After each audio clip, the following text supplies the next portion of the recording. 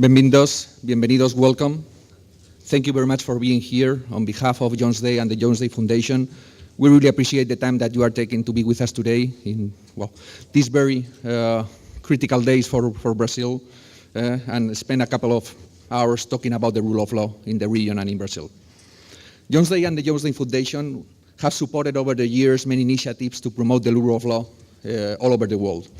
As the largest firm in the US, one of the largest firms in the world with 42 offices in 19 countries and working for most of the most important corporations and financial institutions in the world, we feel that we have a commitment, we have a responsibility to promote the rule of law all over the world, not only with our work, but promoting initiatives like this.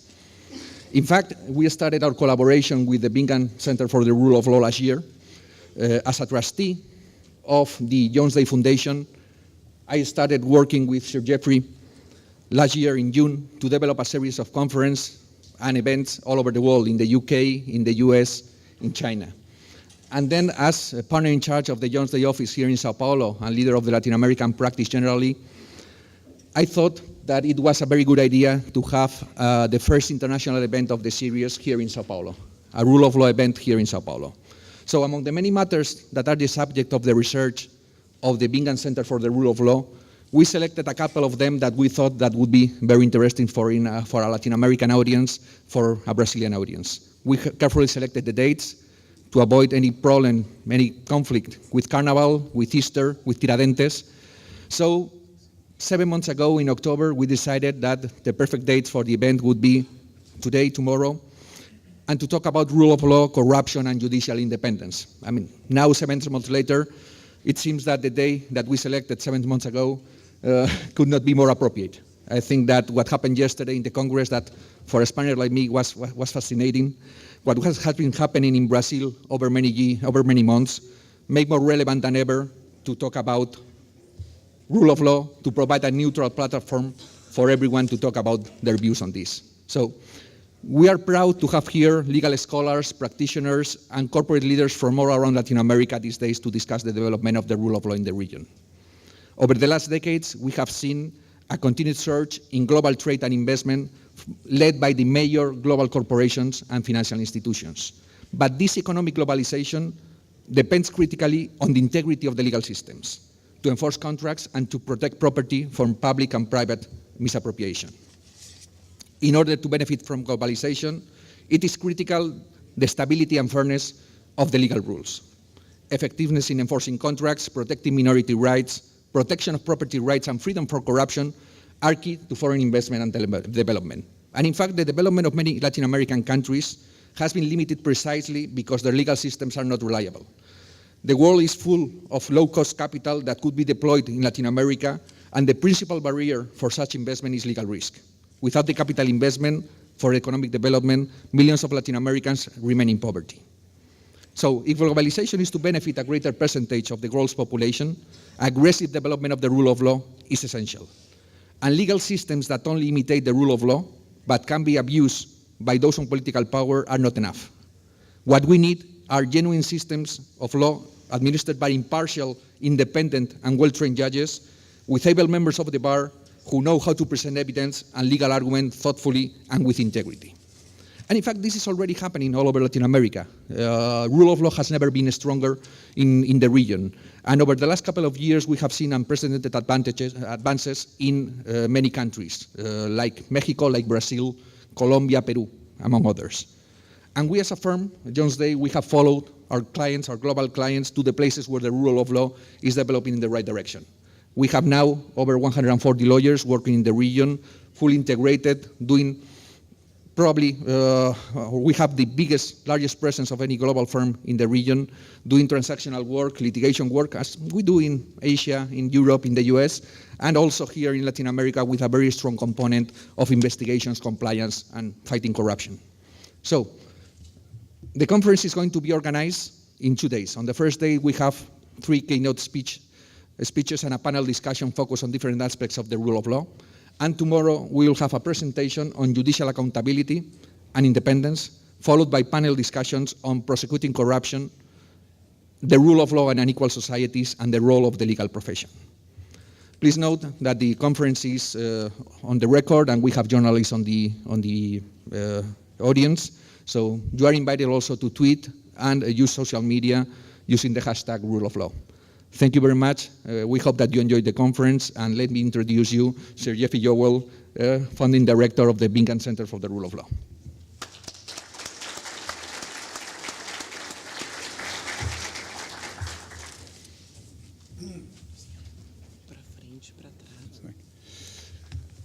Thank you, Luis, very much indeed. As he has said, I am the founder director of the Bingham Center for the Rule of Law, which was founded just over 5 years ago as a London-based but fully international organization, which in those 5.5 years has become very active in the United Kingdom and all over the world. And we're privileged to be here today. This meeting is part of our global rule of law exchange, which we are delighted to be able to do together with and supported by the Jones Day Foundation.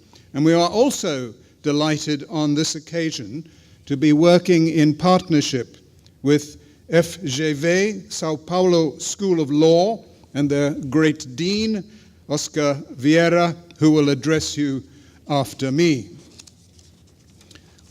All over the world at the moment, we are observing painfully that commitment to democracy does not exclude the most agonizing conflict or dissension. In fact, it could be said that democracy provides legitimate and institutional outlets for differences to manifest themselves, rather than being wrapped under a pretense of uniformity or dull deference. Such outlets serve the greater interest of accountability. There is no accountability in countries which have no avenues for demonstration. There is no accountabilities in countries that have no opportunities to challenge official decisions or to express oneself freely in the press or through demonstrations, nor even to seek ways to seek the impeachment of a president. Instead, there is suppression of individual choice and expression in those countries, and all the sinister qualities of totalitarian rule that we have seen too often in too many places and for too long. Those countries may have the rule by law, but they do not have rule of law. Now, what is meant by the rule of law? I think this question must be addressed right at the outset of this conference, particularly because in this continent and in others, and in some world institutions, there are a surprising number of rule of law skeptics. Some of them particularly influential in the world of development policy, who maintain that the rule of law means all things to all people, and that it is unduly vague, or some have put it that it is a contested concept. And there are others who, while seeing the force in theory in the rule of law, see it as an ultimately Western concept for the North rather than the South, or for the developed world, or for old democracies only. And there's some powerful voices in those directions by the skeptics. So let me deal with them very quickly, because we have a feast that follows. As to the first, that the rule of law is vague, I say simply that its meaning has been misunderstood and sometimes distorted, that it is not vague.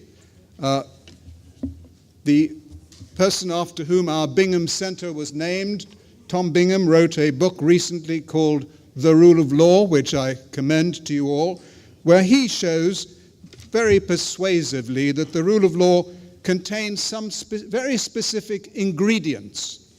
And we feel that they boil down into 4 parts, each of which has a slightly different objective. Each of the parts under the rule of law have slightly different work to do. These parts are legality, certainty, equality, and access to rights. Each part does different work, but all parts are needed for the whole of the rule of law. Legality, very quickly, requires that we are all under law and not under arbitrary power, and this includes all public officials. Certainty requires that laws should be accessible and not be retrospectively applied. That change in law, of course, is possible, but it requires fair warning.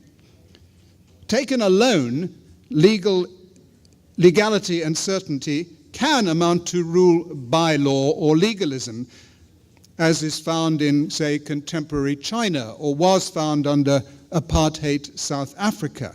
So it is the third and fourth elements of the rule of law, equality and access to justice, that are necessary to complete the dots in the picture.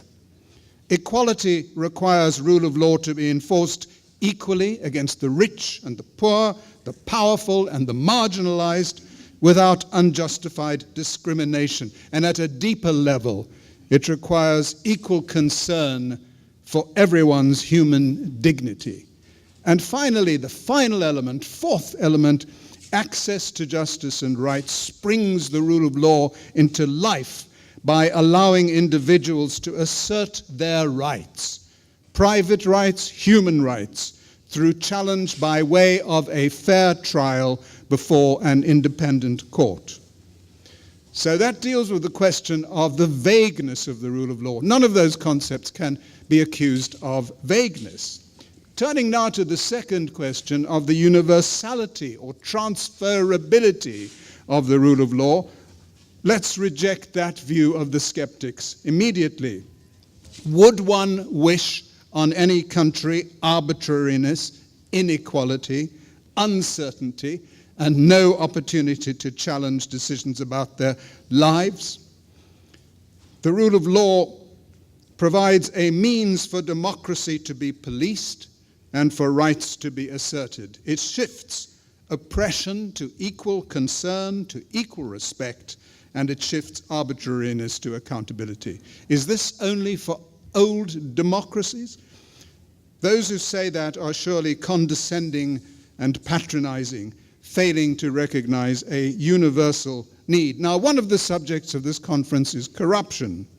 How does it help to see corruption through the prism of the rule of law? It is helpful to look at it that way, as corruption offends at least three, and probably more, of the rule of law's different elements. First, it is contrary to the principle of legality, because it permits benefits to be determined by the price someone is willing to pay. It also, therefore, offends the principle of legal certainty, and of course, it offends equality by favoring those who can buy their way to benefits or to leniency. The world has been following the recent engagements in Brazil with alleged corruption, and it should be said immediately that few countries are totally exempt from this scourge on our public life. Yet, the war on corruption must itself surely be conducted with due regard for the rule of law, such as the right to a fair trial. And the same would apply to other wars, such as the war on terror, which, despite even its own urgent objective, should not wholly abandon fundamental principles of fairness. Returning to the theme of the universality of the rule of law, I could cite a recent document of the Council of Europe, that's the body that administers the European Convention on Human Rights. It has nothing to do with the European Union. It also has within it the Venice Commission, the Council for Democracy Through Law, which was formed in order to help the former Soviet Union's countries after they gained independence from Russia, and to advise them on their constitutionality.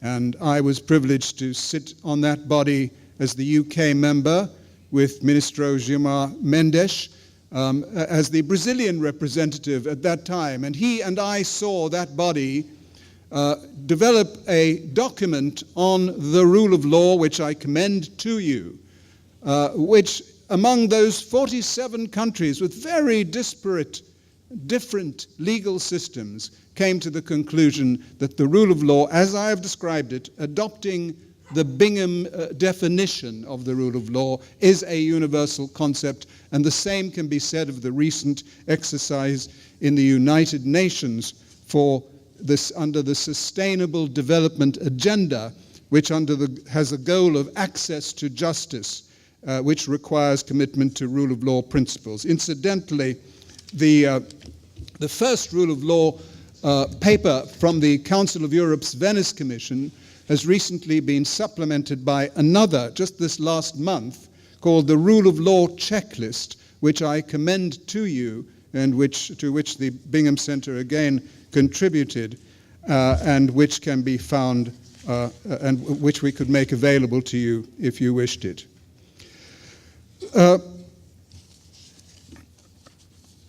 Of course, there are limits and obstacles to the spread of the rule of law. In all countries, in all continents, we find countries that are uncomfortable with a culture of the rule of law. Latin America may provide similar examples, about which we will no doubt hear in the next 2 days. But Latin America also provides shining instances of how a totalitarian culture can change and be replaced by a rule of law culture. I've mentioned above 2 reasons for skepticism about the rule of law, and there is the third bunch of skeptics who do not agree with what Luis has just said, is the view that the rule of law encourages investment, foreign direct investment. You might think that any prudent investment director assessing risk would invest in a country where the government was practically immune, would not invest in a country where the government was practically immune from legal challenge, where contracts were not enforced, where property could be seized arbitrarily, where the law could be changed retrospectively, where judges were the cronies of government ministers and inevitably ruled in their favor. Or another view, a competing view, is that that is not the case, and immediate profits are of more interest to companies and their shareholders. So we recently, with the law firm Hogan Lovells, conducted an investigation into this question. And we commissioned a survey by the Economist Intelligence Unit, which sought the opinion of over 300 senior decision makers at the Forbes 2000 companies with global annual revenues of at least $1 billion US.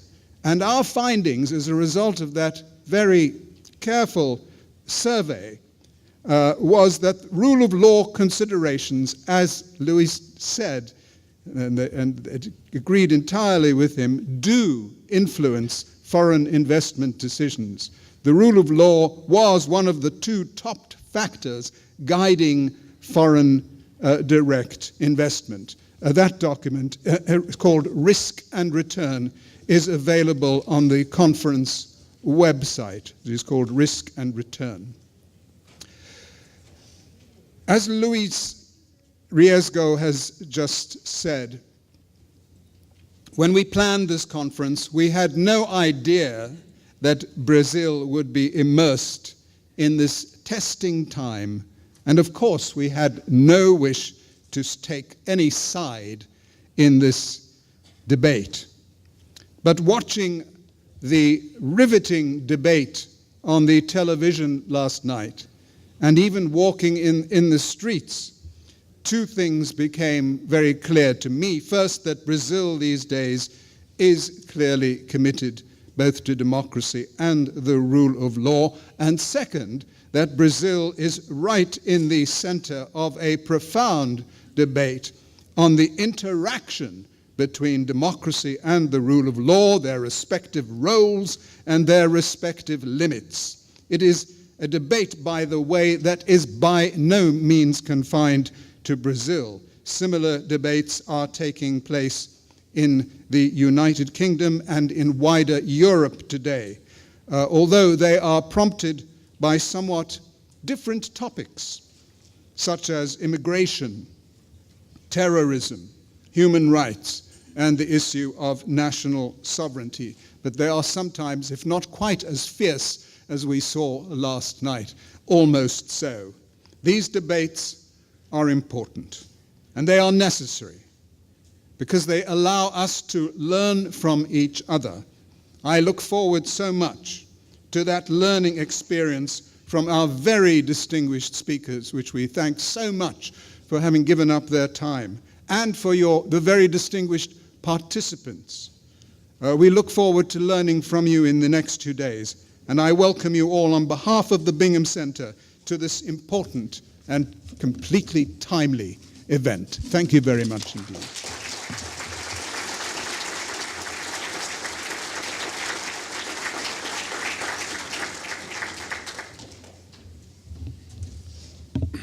Bom dia a todas e a todos.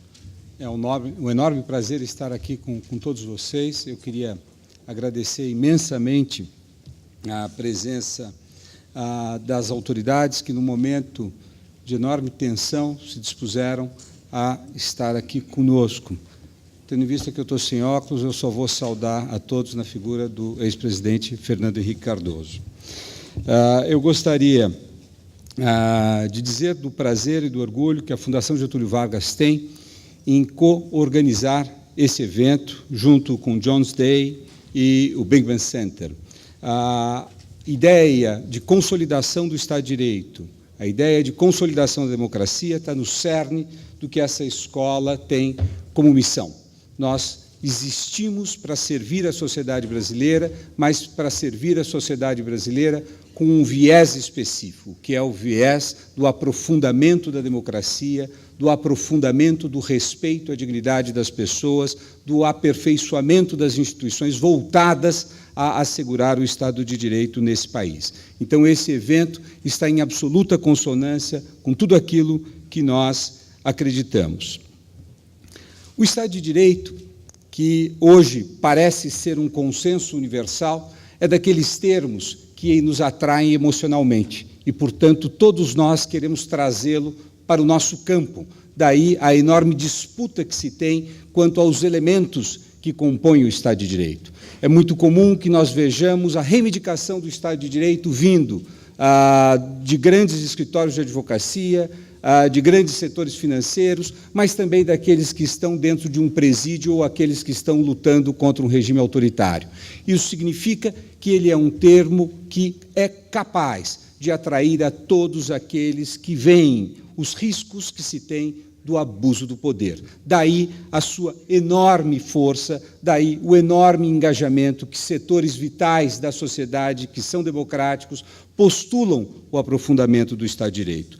No entanto, o Estado de Direito não é simplesmente um conjunto, uma lista de elementos. O Estado de Direito tem que estar enraizado dentro de uma sociedade. E dos desafios para um seminário como este é tentar compreender quais são os elementos dessa sociedade que são indispensáveis para que nós possamos viver dentro de um regime de Estado de Direito. A América Latina, nesse sentido, que fez as suas transições, que apostou de maneira integral na construção de Estados de Direitos a partir dos anos 80, sem dúvida nenhuma, percebeu que é muito mais fácil derrubar os regimes autoritários do que construir democracias plenas e Estados de Direito sólido.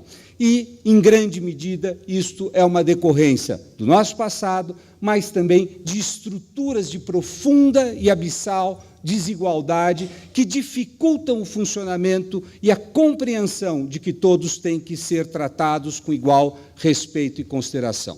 Espero que esse seminário contribua para a nossa compreensão de que maneira nós devemos avançar o Estado de Direito no Brasil. Eu agradeço mais uma vez o privilégio de participar com esses senhores da organização desse evento, Agradeço em especial ao Matt e ao Otávio Dias, que de fato colocaram de pé esse evento, e desejo a todos um excelente seminário. Muito obrigado.